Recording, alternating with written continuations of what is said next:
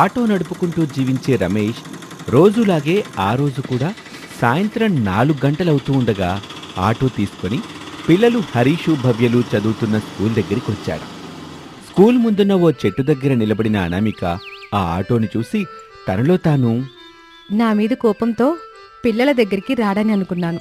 కాని వచ్చాడు కదా, ఇక నేను ఆయనకి కనబడకుండా ఇంటికెళ్ళిపోతాను. కోపంతో ఇక్కడ నా మీద అరిచినా అరుస్తాడు. ఎందుకొచ్చిన గొడవ అని అనుకుంటూ ఉండగా తెలిసిన శైలజ తన దగ్గరికొచ్చింది. సంతోషపడుతూ, అనామిక, నువ్వేనా? శైలు, నువ్వేంటే ఇక్కడ? మా పిల్లలు ఈ స్కూల్లోనే చదువుతున్నారు. మరి నువ్వు? మా పిల్లలు కూడా ఇందులోనే చదువుతున్నారు శైలు. వాళ్ళ కోసమే వచ్చాను. నిజమా? మరి ఇన్నాళ్ళుగా ఎందుకు రాలేదే? ఇన్నాళ్ళుగా మా ఆయన వచ్చేవాడు. ఆ రోజేదో పనుందని రాలేకపోవచ్చని ఫోన్ చేసి చెప్పాడు. అందుకే నేనొచ్చాను. ఆనంద్ గారు బాగున్నారా శైలు? ఇప్పుడు నేను ఆనంద్తో కలిసి ఉండడం లేదే అని శైలజ చెప్పగానే అనామిక ఆశ్చర్యపోతుంది. ఏమిటి నువ్వు చెప్పేది? ఆనంద్తో కలిసి ఉండడం లేదా? మరెక్కడుంటున్నావు? పిల్లల్ని చూసుకుంటూ అమ్మ వాళ్ళతో ఉంటున్నాను. ఇక్కడే ఒక ఆఫీసులో జాబ్ కూడా చేస్తున్నాను. ఏంటి, జాబ్ కూడా చేస్తున్నావా? మరి ఆనంద్ గారు ఎక్కడుంటున్నారు? ఎందుకే ఆనంద్ని అంతలా అడుగుతున్నావు? భార్య పిల్లల్ని ప్రాణంగా ప్రేమించేవాడు కదా శైలు. దూరం చేసుకుని మరి ఎలా ఉంటున్నారని అడుగుతున్నానులే అని అనామిక శైలజ మాట్లాడుకుంటూ ఉండగా రమేష్ ఆటో దగ్గర నిలబడి స్కూలు గేటు వైపు చూశాడు. గేటు వేసి ఉంది. గేటు వేసిందంటే ఇంకా స్కూల్ నుంచి పిల్లలు రాలేదన్నమాట అని అనుకుంటూ అనామికని శైలజని చూశాడు. అదోలా ముఖం పెట్టి తనలో తాను ఇలా అనుకుంటాడు. అనామిక స్కూల్ దగ్గరికి ఎందుకొచ్చినట్టు?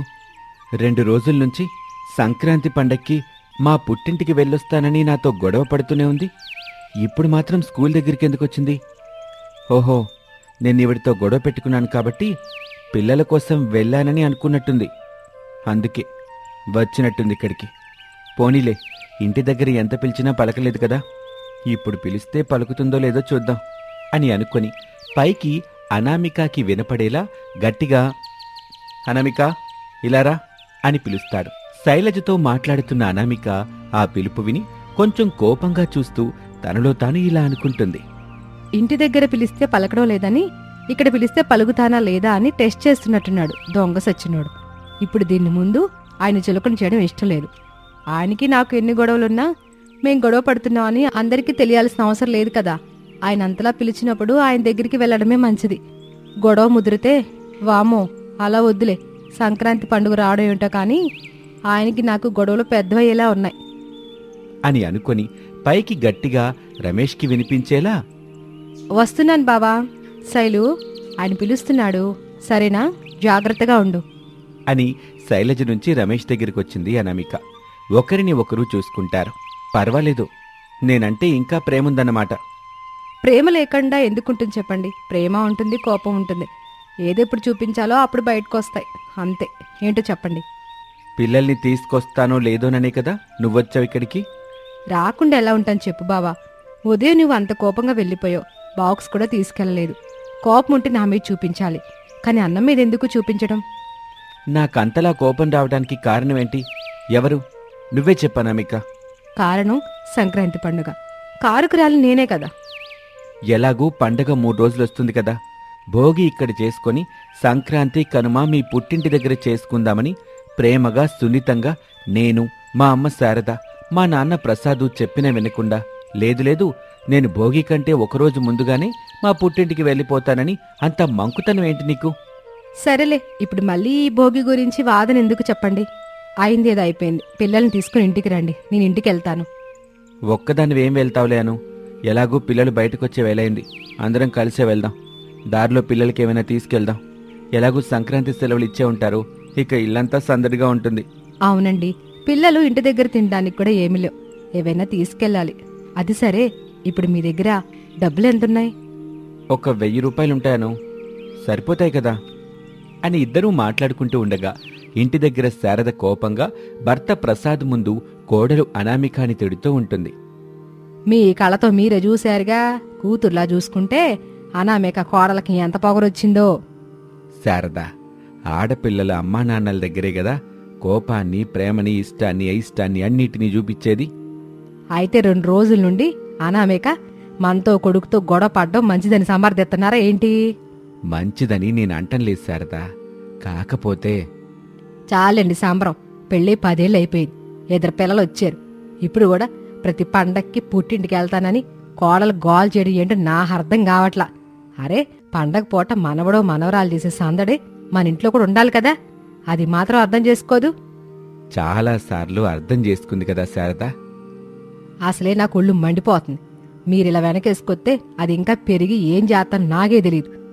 రమ్మని పుట్టింటాలు ఫోన్ చేయడం, నేను వెళ్తానని కోళ్ళ అనామిక మనతో గొడవ పడడం, అసలు నాకేం అర్థం కావట్లేదు. శారదా, ఏవైనా ఉంటే కొడుకు కాళ్ళు చూసుకుంటారా. నువ్వు మాత్రం మధ్యలోకి వెళ్ళబాకు. కొడుకు అనామికకి చెప్తాడు. కోడలు పిల్లలతో ఇక్కడే ఉంటుంది. మీ అత్తా కోడళ్ల భోగి బాగా జరిగిన తర్వాతే కోడలు సంక్రాంతి పండక్కి తన పుట్టింటికి వెళ్తుంది. సరేనా? సరేనండి. స్కూల్ నుండి పిల్లలు వచ్చే వేళ అయింది. తినడానికి ఏమైనా చెయ్యాలుండండి అని చెప్పి కిచెన్లోకి వెళ్తుంది. హరీషు, భవ్యలు స్కూల్ నుంచి సంతోషంగా ఆటో దగ్గరికి రావటంతో రమేష్ అనామికలని చూస్తూ, డాడీ, మాకు సంక్రాంతి హాలిడేస్ ఇచ్చారు. అవును మమ్మీ, మాకు ఫుల్ ఎంజాయ్. మనం అమ్మమ్మ వాళ్ళ ఇంటికి ఎప్పుడు వెళ్దాం? ఇక్కడ భోగి పండుగ జరుపుకుని సంక్రాంతి రోజున వెళ్దాం పిల్లలు. అబ్బా మమ్మీ, రేపే వెళ్దాం. భోగి కూడా అమ్మమ్మ వాళ్ళ ఇంటి దగ్గరే జరుపుకుందాం. ఇలా అల్లరి చేయకూడదమ్మా. ఇక్కడైనా అక్కడైనా పండుగ సందడి చేసేది మీరే కదా. నానమ్మ తాతయ్యలతో భోగి రోజున సందడి చేసుకుందాం. సంక్రాంతి కనుమ రోజుల్లో అమ్మమ్మ వాళ్ళ ఇంటి దగ్గరికి వెళ్ళి అల్లరి సందడి చేసుకుందాం. సరేనా? సరే మమ్మీ. పిల్లలు ఆటో ఎక్కండి, బేకరీకి వెళ్దాం.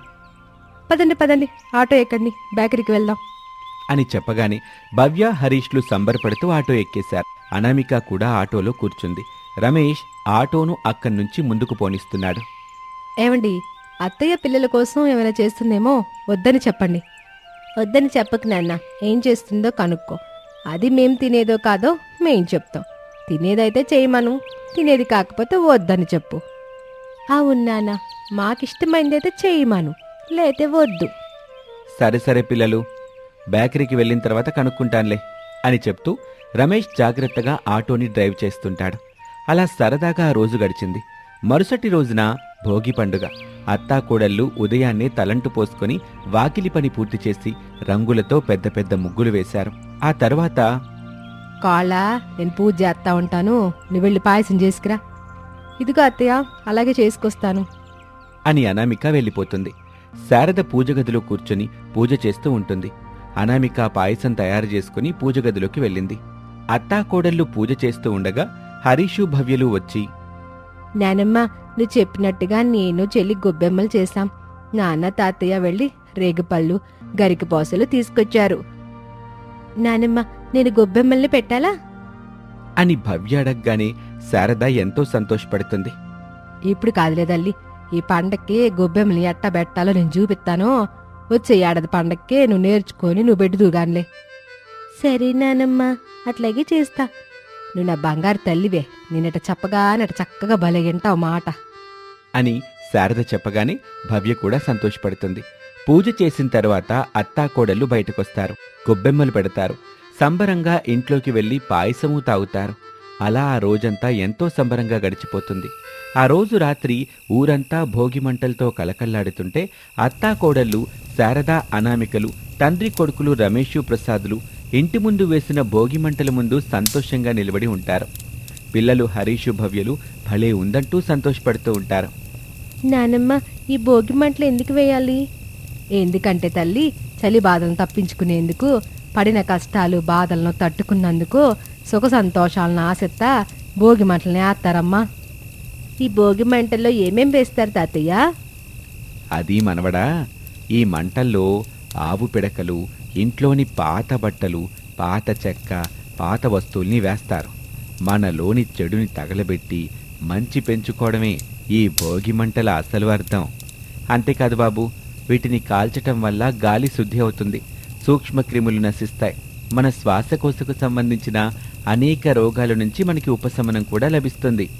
పిల్లలు, ముఖ్యంగా ఈ భోగి మంటలనేవి ఊళ్ళో ఉండేవారందరినీ కులాలకు అతీతంగా అందరినీ ఒకే చోట చేరుస్తాయన్నమాట. ఐక్యమత్యం పెంచడంలో కూడా ఎంతగానో ఉపయోగపడతాయి. అంటే భోగి మంటలనేవి మనందరికీ మంచి చేస్తాయన్నమాట. మనకి ఎంతో మేలు చేస్తే పిల్లలు. అని చెప్తూ అందరూ భోగి మంటల్ని ఎంతో ఆనందంగా ఎంజాయ్ చేస్తూ ఉంటారు. అలా అత్తాకోడళ్ల భోగి పండుగను ఎంతో ఆనందంగా జరుపుకున్నారు. భర్త రమేష్తో కలిసి భార్య అనామిక పొలం పనులు చేస్తూ ఉంటుంది. బావా, నేను నీతో మాట్లాడాలని ఎప్పటినుంచో అనుకుంటున్నాను బావా. అనుకోవడం ఎందుకను? నేను నీ పక్కనే ఉంటున్నాను కదా. చెప్పు, ఏ విషయం గురించి నాతో మాట్లాడాలనుకుంటున్నావు? నేను విషయం చెప్పిన తర్వాత నువ్వు కోపం తెచ్చుకోకూడదు, మరి నన్ను కొట్టకూడదు. చచ్చా, మన పెళ్ళై ఏడాది దాటిందను. నేనెప్పుడైనా కోపం చూపించానా? కనీసం సరదాకైనా నిన్ను కొట్టలేదు కదా. అలాంటప్పుడు ఇప్పుడు మాత్రం కొడతానని, కోపం తెచ్చుకుంటానని ఎలా అనుకుంటున్నావు? నేను అడగాలనుకుంటున్న విషయం అలాంటిది బావా. ఎంతో ఇష్టంగా బావా అని పిలుస్తున్నావను. నిన్నెందుకు కోపడతాను చెప్పు? నేను చదువుకోవాలని ఎప్పటినుంచో అనుకుంటున్నాను బావా. చదువుకోను, నేను వద్దని చెప్పటం లేదు కదా. కావాలంటే నేను అమ్మ వాళ్ళతో మాట్లాడతాను, అమ్మోళ్ళని అప్పిస్తాను. నువ్వు చదువుకో. ఈ విషయానికైనా నా కోపం వస్తుంది అని నువ్వు అనుకున్నావు. పైగా కొడతానని కూడా అనుకున్నావు కదా. అవును బావా, నేను అత్తయ్య మావయ్య మాటల్లో తెలుసుకున్నాను మీకు బాగా చదువుకున్న వాళ్ళంటే ఇష్టం ఉండదని. అందుకే నా చదువుకోవాలనే కోరికని ఇంతకాలం చెప్పలేదు. భయమేసింది. మొన్న మన ఊరి సరోజ చదువు విషయంలో నువ్వు చేసిన సహాయం నాకు నచ్చింది. అందుకే ధైర్యం చేసి నా చదువు విషయం నీకు చెప్పాలనుకున్నాను. ఇప్పుడు చెప్పేశాను బావా. అనామిక, నాకు చదువుకునే వాళ్ళంటే చాలా అభిమానం. అదే చదువు పేరుతో తనని తాను మోసం చేసుకుంటూ తన వాళ్ళని మోసం చేస్తుంటారే కొందరు, అలాంటి వాళ్ళంటే నాకు నచ్చదు. ఆ విషయం అమ్మవాళ్ళు నీకు చెప్పుంటారు, నువ్వు అర్థం చేసుకోకుండా అపార్థం చేసుకున్నావు. సారీ బావా. మనలో మనకెందుకులే అనామిక. పద, చెట్టు కింద కూర్చొని అన్నం తింటూ మాట్లాడుకుందాం అని అనామికతో కలిసి పొలంలో గట్టున ఉన్న చెట్టు దగ్గరికి రమేష్ వచ్చాడు. మరొక వైపు పొలం నుంచి శారదా ప్రసాదులు తినటానికి ఆ చెట్టు దగ్గరికి వచ్చారు. అందరూ కూర్చొని అన్నం తింటూ ఉండగా, కాళ్ళా, నేను నీతో మాట్లాడాలని అనుకుంటున్నానమ్మా. చెప్పండి అత్తయ్య. నువ్వు మంచిగా చదువుకుంటున్నావని నీకు బహుమతి ఇచ్చినప్పుడు పేపర్లో పడిన ఫోటోని నేను మీ మావయ్య చూశాం కోళ్ళ. అవును తల్లి, ఆధార్ కార్డు కోసం చూస్తుండగా ఆ పేపర్ కనబడింది. అంతలా చదివి ఎందుకు కోళ్ళ మధ్యలోనే ఆపేశావు? చదవాలని నాకున్నప్పటికీ చదివించే స్తోమత నాన్న వాళ్ళకి లేకుండా పోయింది మావయ్య. పుట్టింటాళ్ళకి లేకపోవచ్చులే కోళ్ళ, ఈ మిట్టింటోళ్ళకుంది కదా. నాకు అర్థం కాలేదు అత్తయ్య. నువ్వు చదువుకుంటానంటే మేము నిన్ను చదివిస్తామని అమ్మ చెప్తుందను అని రమేష్ చెప్పగానే అనామిక చాలా సంతోషపడింది. అమ్మా, ఇప్పుడే అనామిక తను చదువుకుంటానని చెప్పింది. నేను రాత్రికి మీతో మాట్లాడదాం అనుకున్నాను. మీకు విషయం తెలిసింది, మీరే మాట్లాడుతున్నారు. మన కోడలు చదువుకొని మంచి మార్కులు తెచ్చుకుంటే మనకే కదా బాబు మంచి పేరు వచ్చుద్ది. కోడలు చదువుతోనే మన బతుకులు మారిపోవచ్చు అని చెప్పగానే అనామిక చాలా సంతోషపడింది. అత్తయ్య, మావయ్య, మీరు నన్ను చదివిస్తానంటే నేను బాగా చదువుకుంటాను, మన కుటుంబానికి మంచి పేరు తీసుకొస్తాను అని సంబరపడుతూ అనామిక కడుపు నిండా తింటూ 2 రోజులు గడిచిన తర్వాత అనామిక అత్తయ్య మావయ్య ఆశీస్సులు తీసుకొని కాలేజ్కి వెళ్తుంది. అనామికకి కాలేజ్ కొత్తగా ఉండటంతో అక్కడ పూజిత, రాగిణి అనే 2 ఫ్రెండ్స్ పరిచయం అవుతారు.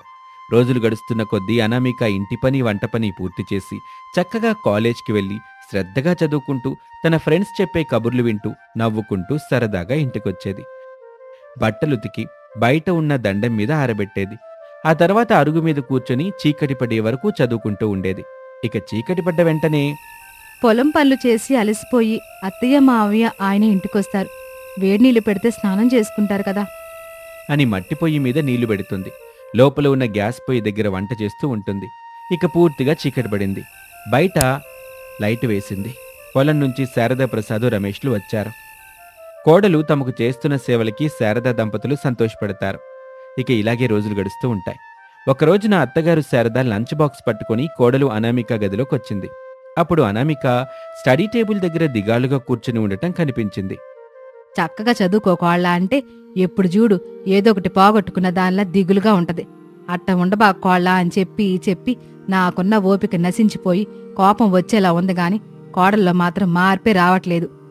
కోళ్ళ చేసిన ఆలోచనలు జాలే గాని ఇదిగో లంచ్ బాక్స్ బ్యాగ్లో పెట్టుకుని కాలేజీకి వెళ్ళు, బస్సు వచ్చే టైం అయింది. అత్తయ్య, మరి నేను మీకు ఒక విషయం చెప్పాలనుకుంటున్నాను. నేను కాలేజీకి వెళ్ళడం లేదు. ఏం కోళ్ళ, ఈరోజు కాలేజీకి ఏమైనా సెలవుందా ఏంటి? అంటే సెలవేమీ లేదు. కాకపోతే నేనే కాలేజీకి వెళ్ళను. ఇక నుంచి ఇంటి దగ్గరే ఉంటాను. మీతో పాటు పొలం పనులకి వస్తూ ఉంటాను. ఏమైంది నీకు? ఎందుకంతలా బాధపడిపోతున్నావు? అసలేమైనా విషయం జరిగిందా ఏంటి? ఏమైనా ఉంటే చెప్పు.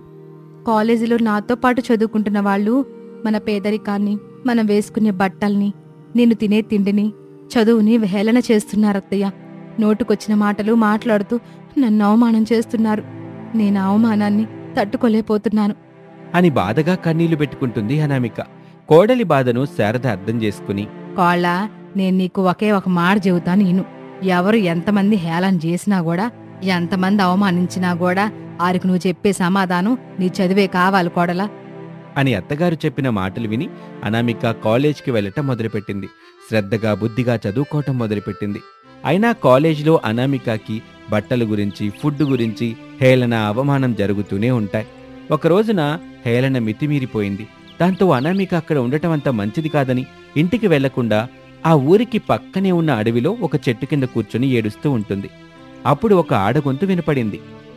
అనామిక, అలా ఎంతసేపు ఏడుస్తుంటావు చెప్పు. అని వినపడగానే అనామిక అయోమయంగా దిక్కులు చూస్తూ ఉంటుంది. ఒక అద్దం మెరుస్తూ గాలిలో ప్రత్యక్షమవుతుంది. ఆ అద్దానికి ముఖం ఉంటుంది. అనామిక భయంతో లేచి నిలబడుతుంది. భయపడకు అనామిక, నేను నీకు సహాయం చేయడానికి వచ్చాను. చెప్పు, నీకేం కావాలి? వాటినన్నిటినీ ఇస్తాను. నాకేం వద్దు. నువ్వొక అద్దం రూపంలో దెయ్యానువో భూతానువో నాకైతే భయంగా ఉంది. నేనిక్కడి నుంచి వెళ్ళిపోతాను. అనామిక, నేను దెయ్యాన్ని కాదు, భూతాన్ని అంతకన్నా కాదు. నేను ఒక మాయా అద్దాన్ని. నన్ను నమ్ము. నీ ప్రాబ్లమ్స్ ఏవైనా సరే నేను తీరుస్తాను. నీకు సహాయం చేద్దామని నేను వచ్చాను. నేను నమ్మను. ఇలా మంచిగా మాట్లాడి ఒక్కసారిగా దయ్యంలా మారిపోయి నన్ను చికెన్ ముక్కలా తిన్నట్టు తినేస్తావు. ఆ విషయం నాకు తెలుసులే. ఇలా ఎన్ని చూడలేదు. నీకెంత చెప్పినా అర్థం కావటం లేదు. ఒక్క మాట నిజమా అనామిక? నువ్వు నన్ను చూసావు, నేను నిన్ను చూశాను. నువ్వెక్కడ ఉంటే నేను అక్కడికే వస్తాను. నీతో ఉంటాను. కావాలంటే చూడు, ఇదిగో నువ్వు కాలేజీలో మర్చిపోయిన బుక్స్. అని అద్దం చెప్పగానే అద్దంలో నుంచి కాలేజీ బుక్స్ బయటకొస్తాయి. అనామిక బుక్స్ని తీసుకుని అక్కడి నుంచి పరుగున తన ఇంటివైపు వెళ్తూ ఉంటుంది. అద్దం కూడా అనామిక వెనకాలే వెళ్తూ ఉంటుంది. కాని ఎవ్వరికీ కనిపించదు. ఆయాసపడుతూ అనామిక తన గదిలోకి వెళ్లి తలుపు వేసుకుంటుంది. మాయా అద్దం కిటికీలో నుంచి ఆ గదిలోకి వస్తుంది. అది చూసి అనామిక ఏమీ మాట్లాడలేకపోతుంది. మంచం మీద కూర్చుంటుంది. అప్పుడు అద్దం, నేను చెప్పాను కదా అనామిక, నువ్వు ఎక్కడికి వెళితే నేను అక్కడికి వస్తానని. నువ్వు ఇంటికొచ్చావు, నేను ఇంటికొచ్చాను. ఇప్పటికైనా నీకు ఏం కావాలో చెప్పు. నాకు కొత్త బట్టలు కావాలి, మేకప్ కిట్స్ కావాలి. కొత్త బట్టలా? ఇస్తాను. ఇప్పుడు నువ్వు కాలేజీకి వెళ్తున్నావు కదా, నీకు ఈ బట్టలు బాగుంటాయి అని చెప్పి కొన్ని బట్టల్నిస్తుంది. ఆ బట్టలు కొత్తగా తలతలా మెరుస్తూ ఉంటాయి. ఆ బట్టల్ని చూసి అనామిక సంతోషపడుతుంది. మేకప్ కిట్ అడిగావు కదా, ఇస్తాను ఇప్పుడే, తీసుకో అని ఒక మేకప్ కిట్ కూడా ఇస్తుంది. అనామిక ఆ మేకప్ కిట్ను ఓపెన్ చేస్తుంది. అందులో అన్నీ మెరుస్తూ ఒక్కొక్కటిగా గాల్లోకి లేస్తూ వాటి గురించి అవే చెప్పుకుంటూ ఉంటాయి. దువ్వెనకైతే పెదాలు కూడా వస్తాయి. అందరికీ నమస్తే. నా పేరు దువ్వెన. నేను ఇలా దువ్వగానే అలా జుట్టు మొత్తం స్టైల్గా చెదరకుండా ఉంటుంది, బాగా మెరుస్తూ ఉంటుంది. నా పేరు లిప్స్టిక్. నేనిప్పుడు పెదాలను తాజాగా ఉంచడానికి అందంగా కనబడతాను. అందరికీ సహాయం చేస్తూ ఉంటాను అని అన్నీ చెబుతూ ఉంటాయి. అన్నీ అనామికకి నచ్చుతాయి. ఆ రోజు రాత్రి పొలం నుంచి ఇంటికొచ్చిన తన అత్తమామలకి, భర్తకి మాయా అద్దం గురించి చెప్తుంది. వాళ్ళు ముందుగా నమ్మరు. కాని ఆ తర్వాత వాళ్ల ముందు కూడా ఆ మాయా అద్దం ప్రత్యక్షమవుతుంది. అందరినీ చూస్తూ ఇలా అంటుంది, ప్రసాద్, శారదా, రమేష్ అని అద్దం చెప్తుంది. అప్పుడు వాళ్ళు నమ్ముతారు. మరుసటి రోజు అనామిక కొత్త డ్రెస్ వేసుకొని మేకప్ కిట్టుతో రెడీ అవుతుంది. అనామిక కొత్త బట్టల్లో అందంగా ఉండటం చూసి శారదా, ప్రసాద్, రమేష్లు సంతోషపడతారు. కాలేజ్కి వస్తుంది. కాలేజ్లో ఉన్నవాళ్ళు అందంగా తయారైన అనామికని చూసి కుళ్ళుకుంటారు. తన అందానికి ఉన్న రహస్యం ఏంటి అని అడుగుతారు. చెప్పవే అనామిక, నువ్వు ఇంత అందంగా తయారవడానికి కారణం గల మేకప్ కిట్ ఏంటి? అదెక్కడ దొరుకుతుందో చెప్పన్నామిక, మేం కూడా వెళ్ళి తెచ్చుకుంటాం. రాగిని, అవి బయట ఎవరికి ఎక్కడ పడితే అక్కడ దొరకవు. ఇది ఒక రహస్యంలే. ఎంతో కొంత డబ్బులిస్తాను. ఆ మేకప్ కిట్ ఎక్కడుందో నాకు మాత్రమే చెప్పవే. అని అనామికని అందరూ అడుగుతూ ఉంటారు. అనామిక ఇంటికొచ్చి మాయా అద్దంతో మాట్లాడి కావాల్సిన మేకప్ కిట్ సామాన్లిస్తూ డబ్బులు తీసుకుంటూ ఉంటుంది తన స్నేహితుల దగ్గర. అలా జీవితం సాగిస్తూ చక్కగా చదువుకుంటూ ఉంటుంది అనామిక. ఇది ఇవాల్టి కథ. మరొక ఆసక్తికర కథలో మళ్ళీ కలుద్దాం. అంతవరకు సెలవు. నమస్తే.